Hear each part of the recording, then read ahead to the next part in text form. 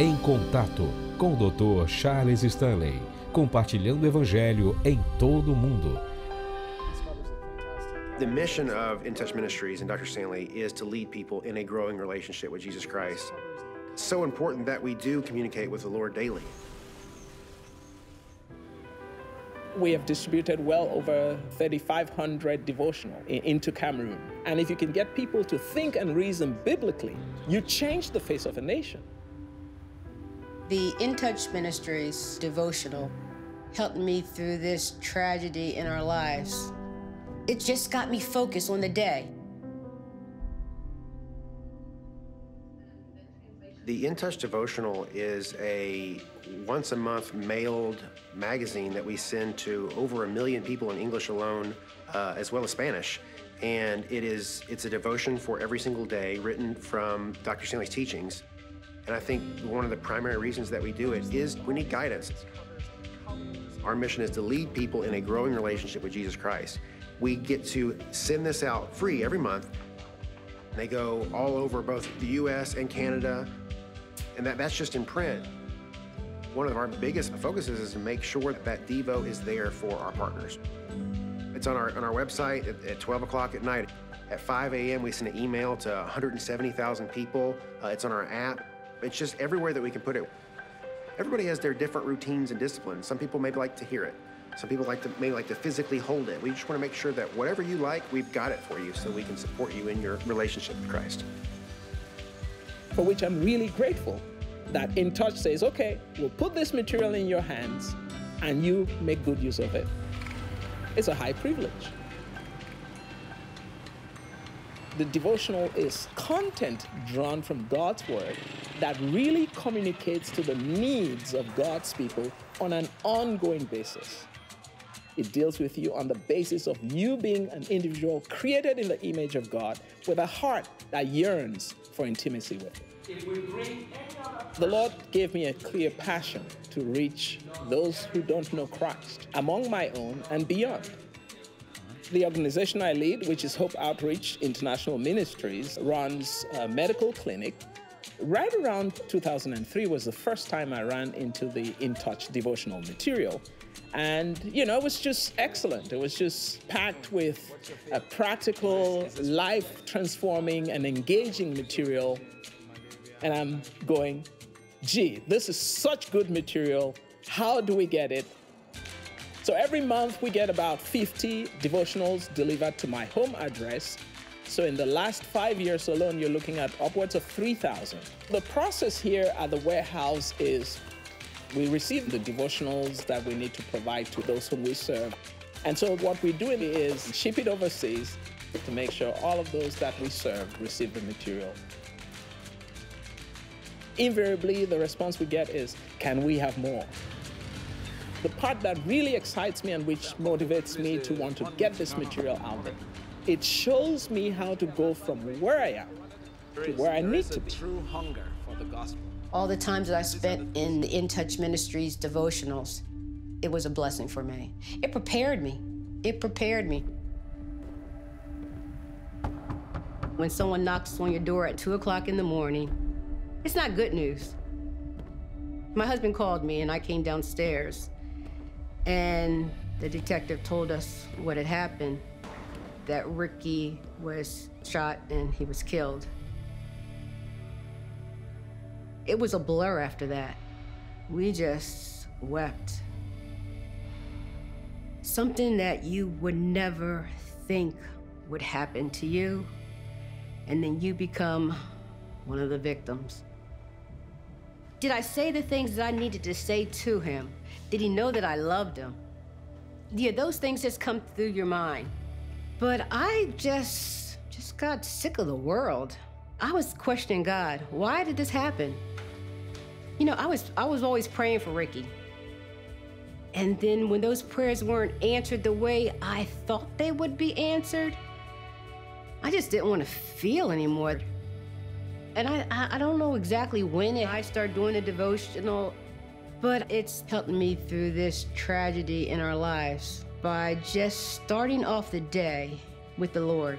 That was my focus, doing my devotionals, just being in the Word. and asking the Lord to guide my life through this.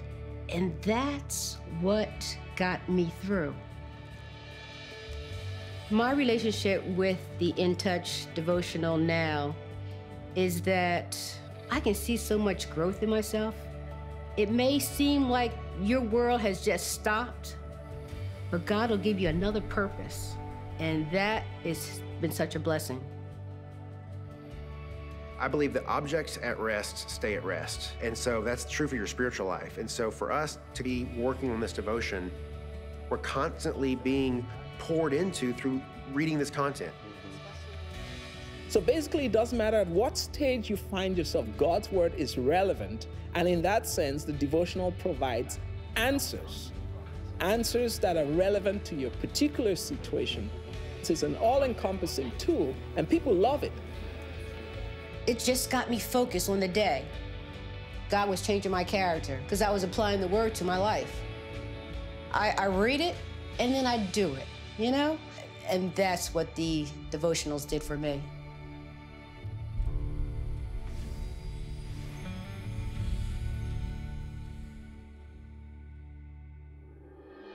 A seguirem em contato, transmitindo as bênçãos de Deus. Nesses tempos econômicos é fácil para nós ficarmos um pouco egoístas e um pouco egocêntricos. E a razão é porque sempre temos necessidades em algum momento de nossa vida. E também temos responsabilidades. Então a pergunta é: como nós, como seguidores de Jesus, devemos responder nesses tempos? Bem, a pergunta que devo fazer é esta. E nos dias de Jesus, o que ele disse? O que ele fez? Como ele agiu? O que ele os aconselhou a fazer? Como ele lhes disse para se relacionarem? Está tudo na palavra de Deus. E quando você lê as Escrituras e começa a entender o que Jesus estava dizendo, e o apóstolo Paulo e os outros, então você começa a entender que ele ensinou a eles não só funcionou para o dia deles, mas o que ele ensinou a eles funciona para os nossos dias também. E quando você lê as Escrituras e começa a entender exatamente o que ele está dizendo, a verdade é que devemos viver nossa vida hoje exatamente como ele lhes disse para viver naquele dia. Então, o que eu quero que falemos é isso. Eu quero falar sobre um dos princípios da vida, que é Deus nos abençoa para que sejamos uma bênção para outras pessoas.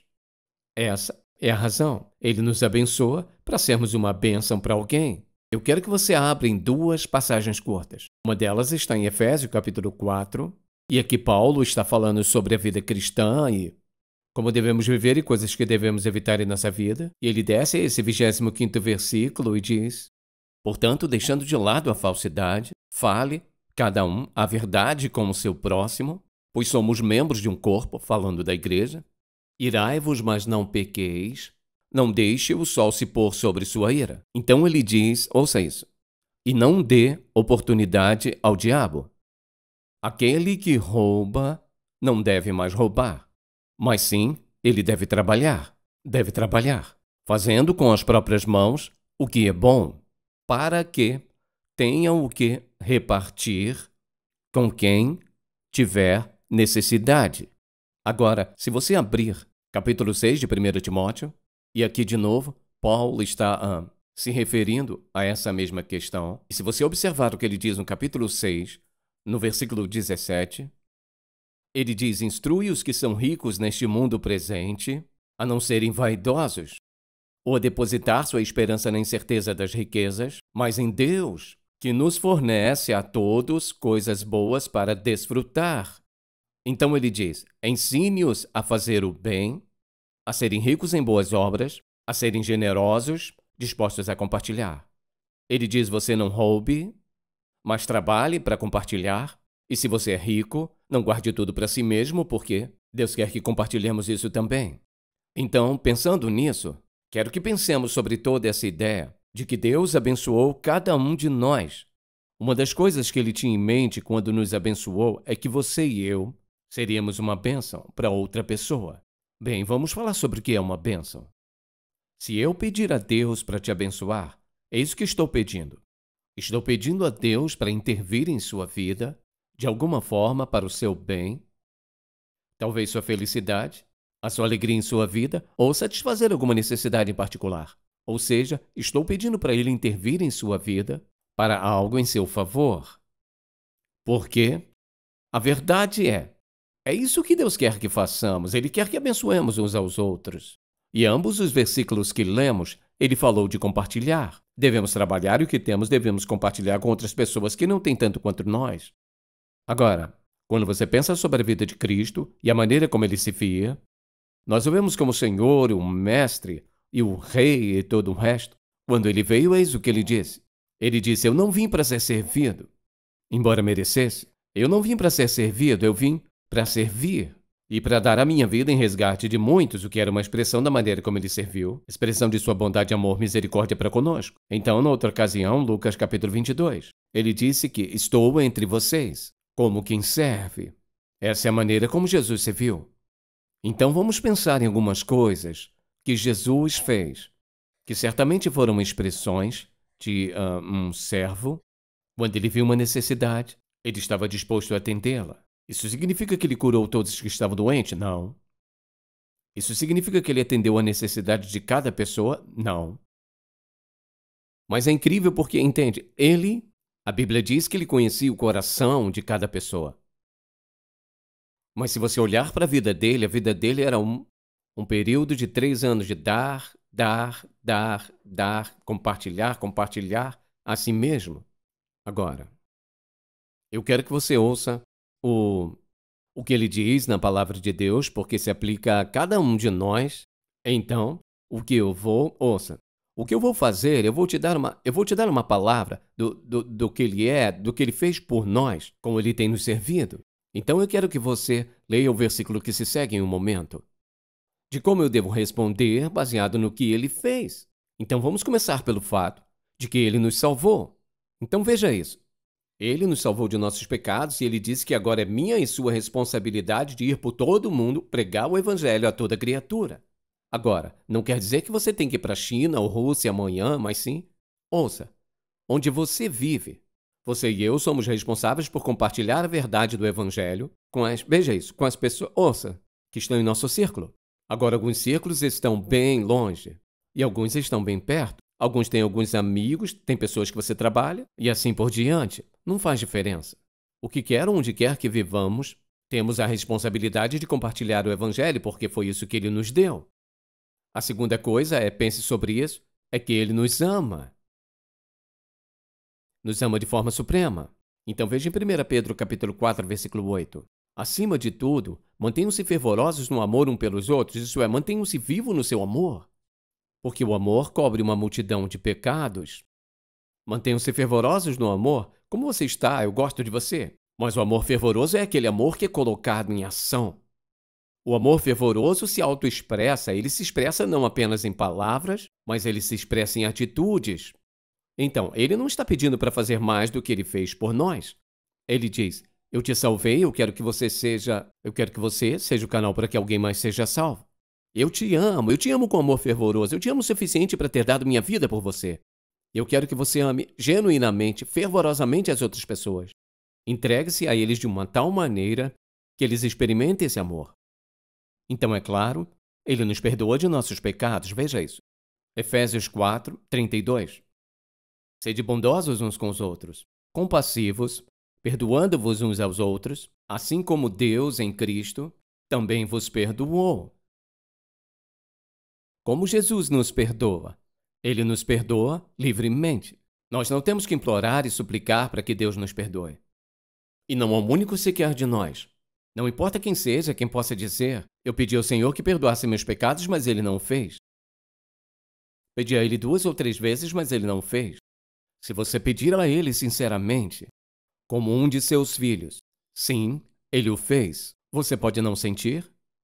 Você pode não ver nada de diferente acontecendo ao seu redor? Você pede a Ele para te perdoar, Ele diz, se confessarmos nossos pecados, Ele é fiel. Pode confiar nele. E justo, Ele tem o direito de te perdoar.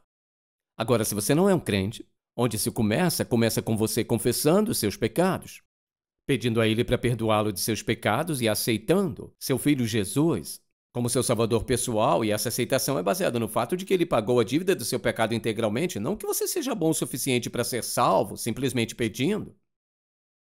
E assim, nosso perdão vem dele. Ele diz: devemos perdoar os outros. Assim como, ouça, assim como Deus, através do seu Filho Jesus Cristo, nos perdoou. Ele perdoou cada um de nós de muitas, muitas coisas, muitas vezes, e não apenas isso, ele nos perdoou da mesma coisa muitas vezes. Eu tenho que perdoar, não importa o quê, não importa quando, não importa como, não importa quem. Não existe limite para o perdão. Aí você diz: isso me machuca tanto, essa não é a questão. Quantas vezes Jesus perdoou você? Bem, se você é um dos seus seguidores, isso é parte disso, então é claro, ele nos ensina a verdade. É por isso que sabemos, veja isso. E aquele que é ensinado na palavra deve compartilhar todas as coisas boas com aquele que ensina a ele ou ensina a ela. Ou seja, você aprendeu muitas coisas da palavra de Deus. Você tem a responsabilidade de ensinar outra pessoa, mas você diz: espere um minuto, eu não sou um professor. Como você define um professor? Alguém que tem uma educação universitária, uma licenciatura em ensino? Não. Veja isso. Se você sabe algo que eu não sei, está disposto a me dizer o que significa e como posso aplicá-lo à minha vida, você acabou de me ensinar algo. E nosso Senhor nos deu o Espírito Santo que nos torna capazes de ensinar aos outros. Há muitas pessoas a quem você pode ensinar a verdade da palavra de Deus. Então, é claro, pense nisso. Ele nos conforta e ouça o que ele diz em 2 Coríntios. Ele diz: bendito seja o Deus e Pai de nosso Senhor Jesus Cristo, Pai de todas as misericórdias, e o Deus de toda consolação, que nos consola em toda tribulação, para que possamos consolar os que estiverem em alguma tribulação, com a consolação com que nós mesmos somos consolados por Deus. Nós somos consoladores. Mas eu não sei o que dizer, assim você sabe. Você diz: bem, mas como eu vou confortar alguém? Você os vê sofrendo. Eis o que você diz a eles: eu só quero que você saiba que eu realmente estou orando por você. Eu não entendo completamente tudo o que você está passando, mas quero que saiba que pode contar comigo. Entende? A verdade é que todos nós podemos fazer exatamente o que Jesus está fazendo por nós. E aqui está o mandamento. A verdade é que eu não tenho escolha. Se eu vou ser um seguidor de Jesus, ele consolou os outros, ele diz: eu devo consolar os outros. Um encorajador, por exemplo, ele nos encoraja. É uma das razões pelas quais oramos. Nós oramos porque às vezes ficamos um pouco desanimados ou estamos enfrentando algo. Só dizemos: Deus, eu preciso de você. Ouça o que ele diz. Ora, o Deus de paciência e consolação vos conceda o mesmo sentimento uns para com os outros, segundo Cristo Jesus. Todo mundo precisa de um ou mais encorajadores. Alguém me enviou um e-mail. Eu encontrei ontem à noite. E eu pensei: Senhor, eu espero ter um momento, apenas um momento, para que eu possa dizer muito obrigado por ter enviado isso. Foi uma mensagem muito encorajadora para mim. Eu me pergunto quando foi a última vez que você decidiu: eu vou mandar um e-mail para fulano de tal, escrever uma carta, ligar para ele, eu só quero dar uma palavra de encorajamento. Você não precisa dizer: eu te liguei para te encorajar. Não, não é disso que eu estou falando. Simplesmente faça. E quer saber? Às vezes, um tapinha no ombro, um aperto de mão, com as duas mãos, é algo muito encorajador para algumas pessoas. Mas você vê, se eu estou sempre pensando em mim, eu e eu mesmo, eu vou deixar uma oportunidade maravilhosa passar muitas vezes ao dia. Para ser um encorajador, se eu não for cuidadoso, então é claro, ele nos recebeu. Graças a Deus por isso. Ele nos recebeu, ouça isso. Portanto, recebei-vos uns aos outros, como Cristo também nos recebeu para a glória de Deus. Se eu recebo alguém, isso significa que os recebo como eles são. Posso não gostar do que eles fazem. Posso não gostar da maneira como eles agem. Mas posso recebê-los como pessoas. Que podem ser pessoas necessitadas, podem ser pessoas egoístas, podem ser pessoas gananciosas, podem ser pessoas cheias de felicidade e alegria. E lembre-se disso. Cada um de nós foi recebido por Deus através do seu Filho Jesus Cristo, que não tem nada a ver com merecimento. É somente porque é isso que ele é. Ele nos ama. Então, é claro, ele tem sido muito paciente conosco, veja isso. Com toda a humildade e mansidão, com paciência, suportando-vos uns aos outros no amor. Paciência um com o outro. Todo pai tem que ter paciência. Temos que ser pacientes. A paciência fala, sabe o quê? Posso esperar até você aprender isso. Posso esperar até você me perdoar. Posso esperar até você mudar. Posso esperar até você me pagar. Ou seja, posso esperar. Deus tem sido paciente com cada um de nós. Devemos ser pacientes uns com os outros. Então, é claro, bondade, o mesmo versículo que lemos ainda há pouco. Sede bondosos uns com os outros, compassivos, perdoando-vos uns aos outros. Bondade diz que estou pensando em você. Você ficaria surpreso como você pode expressar bondade para as pessoas que não esperam, mas podem precisar. Ou lhes dá alegria ou felicidade, o que quer que seja. Pense nisso. Quando foi a última vez que propositalmente decidiu: agora eu vou fazer algo realmente bom para ele ou para ela? Eu vou mostrar a ela que realmente me importo como ela. Não é que você faça isso para conseguir algo. Lembre-se do que dissemos. Não estamos falando de receber, mas de dar. Então, é claro, toda essa ideia de estimular um ao outro. Veja esse versículo. Hebreus 10, 24. E pensemos em como estimular uns aos outros ao amor e às boas obras. Estimular significa motivá-los, para agitá-los, ou seja, como motivamos outras pessoas. Você quer motivar seus filhos a serem obedientes, você quer motivá-los a expressarem amor, você quer motivá-los a serem gentis. E quanto a nós mesmos? E quanto a estimular um ao outro? Entende? Pessoas batendo na testa e falando negativo como eles e sempre criticando, e algumas pessoas simplesmente nascem um caso negativo. Eles parecem que não sabem dizer nada de positivo, mas ouça, o que te motiva, o que te estimula, não críticas. Somos estimulados pelo quê?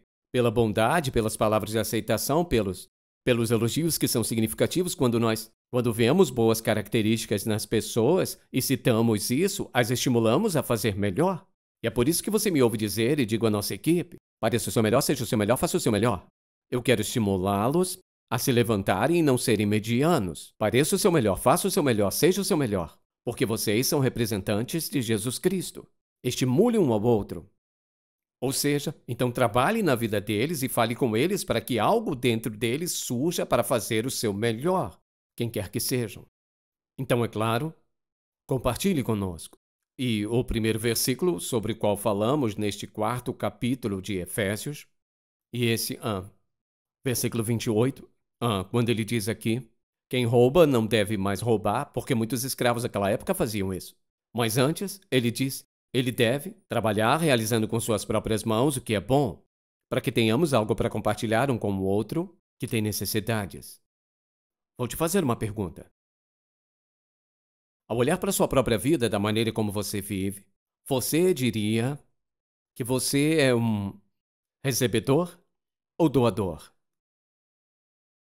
Você passa a maior parte do seu tempo pensando no que vai ganhar? Ou você pensa, na maior parte, como posso doar? O que posso doar? O que posso compartilhar? Vou fazer uma última declaração que você nunca deve esquecer. Está ouvindo? Diga amém. Quando você estiver diante do Senhor e chegar ao céu, preste atenção. Você não será recompensado pelo que recebeu. Você só vai ser recompensado pelo que você deu. Então, quero te dar uma coisa. Eu gostaria de te dar neste momento a oportunidade de mudar a direção da sua vida, o destino eterno de sua vida e a condição de sua vida. Eis como você pode fazer isso. Você pode reconhecer honestamente que você é um pecador, que você pecou contra Deus e que você não é merecedor de nada. Porque quando você olha para suas obras, elas são lamentáveis. Quando você pensa no fato de que você rejeitou o Senhor Jesus Cristo como seu salvador pessoal. Então, o convite é esse: para pedir ao Senhor Jesus Cristo que perdoe você de seus pecados e reconhecer que você nunca confiou nele como seu salvador. Você tentou fazer o bem, mas a Bíblia afirma que isso não funciona. Ele diz: pelas obras de justiça que você fez, ninguém jamais foi salvo. Eu quero convidar você a convidar Jesus Cristo para a sua vida, pedindo a Ele que perdoe seus pecados, entregando-se a Ele pessoalmente, e dizer: Senhor, eu te quero em minha vida. Eu quero que viva sua vida através de mim. Preciso do perdão dos meus pecados. Eu quero ir para o céu quando morrer, mas quero que minha vida conte agora. E acima de tudo, eu quero Jesus Cristo como meu Senhor e Salvador. Se você está disposto a pedir a Ele o perdão do seu pecado e dizer a Ele: estou recebendo você, Jesus, como meu Salvador pessoal aqui e agora, neste momento, seus pecados são perdoados. Você se torna um filho de Deus. Pai, quão gratos nós somos por seu amor por nós e todas as maneiras maravilhosas como expressa. E eu oro para que cada pessoa que ouve essa mensagem perceba quão absolutamente, totalmente estamos em débito com você. Não por algumas coisas, mas por tudo. Pela vida em si, pelo próprio respirar e todas as demais coisas. Eu oro para que cada pessoa que está ouvindo seja sábio o suficiente para renderem suas vidas a Ti, Pai, através de Jesus Cristo, seu Filho. Assim eu oro nesse maravilhoso nome. Amém. Se você foi abençoado pelo programa de hoje, por favor, visite-nos em intouch.org. Em Contato, levando pessoas do mundo inteiro a um relacionamento crescente com Jesus Cristo e fortalecendo a igreja local. Este programa é patrocinado pelo Ministério Em Contato e sua produção é possível pela graça de Deus, suas orações e ofertas de parceiros fiéis.